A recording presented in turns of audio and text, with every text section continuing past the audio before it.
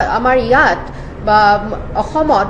আমাৰ অসম চৰকাৰে মহিলা সবলীকৰণৰ কাৰণে কেনেকুৱা পদক্ষেপ লৈছে। এতিয়া আমাৰ আম আদমি পাৰ্টি দিল্লীত এটা ঘোষণা কৰিছে যে মুখ্যমন্ত্ৰী মহিলা সন্মান যোজনা, তাৰ অধীনত আমাৰ 60 লাখ মহিলাক তেওঁলোকে সাহায্য দিব 1000 টকাকৈ মাহিলী। আৰু এই যেটো স্কিম আছে, এই পাৰ্টিকুলাৰ যোজনাটোৱে আমাৰ 90% মহিলা দিল্লীত কভাৰ কৰিব। কিন্তু তাৰ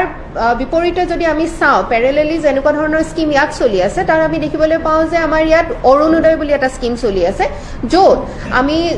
তেওঁলোকৰ বৰ্তমান অসম চৰকাৰৰ এতিয়া বৰ্তমান বেনিফিচিয়াৰিজ হৈছে 19 লাখ মহিলা, কিন্তু ইয়াক আৰু উন্নতিকৰণৰ কাৰণে ভাবা হৈছে যে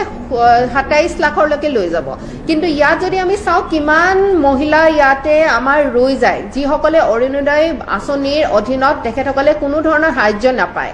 যিসকল মহিলাৰ ঘৰত 4 হুইলাৰ আছে বা 4 চকীয়া বাহন আছে, 2 চকীয়া বাহন আছে বা ট্ৰেক্টৰ আছে, ফ্ৰিজ আছে, এই সকলো ধৰণৰ মহিলাই এনেকুৱা ধৰণৰ স্কিমৰ পৰা তেখেতসকলে কোনো ধৰণৰ বেনিফিটছ লাভ কৰিব নোৱাৰে। আৰু এইখন চৰকাৰ আমাৰ অসমৰ যিখন বিজেপি চৰকাৰ আছে, তেখেতসকলে মহিলাৰ কাৰণে ইমানখিনি কৰাৰ কথা বাৰে বাৰে কৈ থাকে, কিন্তু আচলতে যদি আমি চাবলৈ যাওঁ, এইখন চৰকাৰে ধাৰত লুটিপুটি গৈ কিন্তু বহুত বেছি কৰিব পৰা নাই। তেখেতসকলে মাত্ৰ এই 20% মহিলা, অসমৰ অকল 20% মহিলাকহে এই সাহায্যৰ অধীনত আনিব পাৰিছে।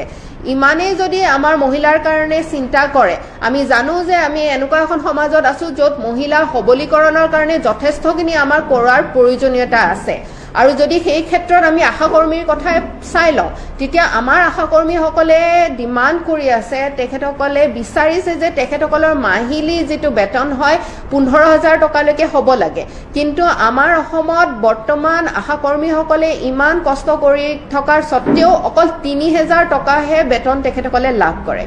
তাৰ যদি আমি তুলনা আকৌ আম আদমি পাৰ্টি দিল্লী চৰকাৰৰ লগত কৰোঁ, তেতিয়া আমি দেখিবলৈ পাওঁ যে তাতে যিসকল আশাকৰ্মী বা স্বাস্থ্য খণ্ডত জড়িত যিসকল মহিলা আছে, তেখেতসকলক আমাৰ আম আদমি পাৰ্টি দিল্লী চৰকাৰে 6,000ৰ পৰা 11,000লৈকে বেতন তেখেতসকলক দিবলৈ সক্ষম হৈছে। আৰু আমি দেখিবলৈ পাওঁ যে যিমান চিটি বাছেছবিলাক আছে, যিমান চিটি বাছত মানে মহিলা তাতে যিসকল যাত্ৰী আছে, তেখেতসকলৰ কাৰণে সম্পূৰ্ণৰূপে মাচুল মুফ্ত হয়, ফ্ৰী হয়। কিন্তু আমি তেনেকুৱা ধৰণৰ অসমত কোনো ধৰণৰ যোজনা বা মানে স্কিম আমি দেখিবলৈ পোৱা নাই। সেইকাৰণে আমাৰ আম আদমি পাৰ্টি অসমৰ তৰফৰ পৰা আমাৰ এটা আহ্বান বিজেপি চৰকাৰ অসমৰ লৈ, যে আপোনালোকে যদি সঁচাকেই বিচাৰে মহিলা সবলীকৰণ হ'ব লাগে অসমত, তেনেহ'লে অৰবিন্দ কেজৰিৱাল ডাঙৰীয়াই যি কৰি দেখুৱাইছে আমাৰ দিল্লীত, সেই ধৰণৰ পদক্ষেপ আমাৰ ইয়াতো লওক, যাতে আমাৰ মহিলাসকল সঁচাকৈ ইয়াতে সবল হৈ উঠে। আৰু ক্ৰাইম এগেইনষ্ট উইমেন, য'ত আমাৰ বৰ্তমান যিমান নিন্দনীয় আমাৰ যিটো প্ৰতিচ্ছবি আমি দেখিবলৈ পাইছোঁ মহিলাৰ আগেইনষ্টত, যেনেকুৱা ধৰণৰ ক্ৰাইমছ আমাৰ মানে অসমত হৈ আছে, অসম ৰেংক 1ত আছে, তাক যদি আমি কমাই আনিবলৈ হয়, তেনেহ'লে আমাৰ জেগাই জেগাই CCTV ব্যৱস্থা কৰিব লাগিব, যাতে আমি ক্ৰাইমছবিলাক আমাৰ CCTV ফুটেজত আমি দেখিবলৈ পাওঁ। এয়াই আমাৰ এতিয়া ক'বলগীয়া প্ৰেছ মিটত ক'বলগীয়া কথা, যে আমাৰ আম আদমি পাৰ্টিৰ যি আইডিয়েল হয়, যে মহিলাসকলক সবলীকৰণৰ কাৰণে যি প্ৰতিশ্ৰুতি তেখেতসকলে আমাৰ আম আদমি পাৰ্টি দিল্লী চৰকাৰ বা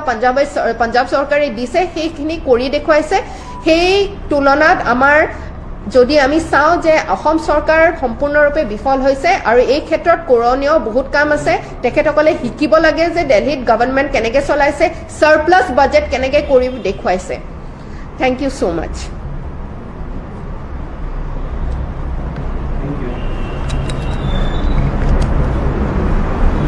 দিল্লীত এতিয়াও মহিলাসকল বা যুৱতীসকল যিটো নিৰাপত্তা দিয়ে, বিশেষকৈ নিশাৰ ভাগত কমিশ্যন খাব লাগে। কিন্তু ইয়াৰ পূৰ্বে আমি যদি চাওঁ, বহুত এতিয়া মাৰ্ডাৰ একেলগে হৈছিলে। হয়, একেলগে হৈছিলে। তাৰ কাৰণেই আমাৰ আম আদমি পাৰ্টি অৰবিন্দ কেজৰিৱাল ডাঙৰীয়াই জেগাই জেগাই চিচিটিভিৰ ব্যৱস্থা কৰিছিলে আৰু চিচিটিভি ব্যৱস্থা কৰাৰ সময়ত যিমানখিনি তেখেতে প্ৰত্যাহ্বানৰ সন্মুখীন হৈছিলে সেইখিনি কিন্তু দেখিবলগীয়া তাতে সেইটো সময়ত মানে মিউনিচিপালিটিত আছিলে আমাৰ বিজেপি চৰকাৰ কিন্তু বিজেপিয়ে সেই পদক্ষেপ কৰিব দিয়া নাছিলে কিমান ঘৰে ঘৰে গৈ অৰবিন্দ কেজৰিৱাল ডাঙৰীয়াই মানুহক মানে বুজাবলগীয়া হৈছিলে যে চিচিটিভিটো তেখেতসকলৰ অনুমতি লৈ পেলাই মানুহৰ প্ৰাইভেট প্ৰপাৰ্টিত চিচিটিভিৰ ব্যৱস্থা কৰি এই ক্ৰাইম ৰেট যথেষ্টখিনি আমি আগতে কিমান শুনিবলৈ পাওঁ যে দিল্লীত মহিলাসকল সুৰক্ষিত নহয় কিন্তু সেই অৱস্থা যে আজি প্ৰত্যেক দিনে আমাৰ অসমত কিমান মহিলা ৰেপ হৈ আছে যদি তাৰ আপোনালোকে তাৰ মানে ফেক্ট চাই তাৰ ডেটা চাই আপোনালোকে নিজে শ্বক হৈ যাব সেইবাবে আমাৰ আম আদমি পাৰ্টিৰ পৰা আমাৰ এইটো এই ক'বলগীয়া আছে যে আমাৰ অসমতো এই চিচিটিভি ব্যৱস্থা লওক আমাৰ যিটো মহিলা পুলিচৰ যি সংখ্যা এই মহিলা পুলিচৰ সংখ্যা বৃদ্ধি কৰক আৰু মহিলা নিৰাপত্তাৰ কাৰণে যিমানখিনি পদক্ষেপ ল'ব লাগে সেই পদক্ষেপ লোৱাটো উচিত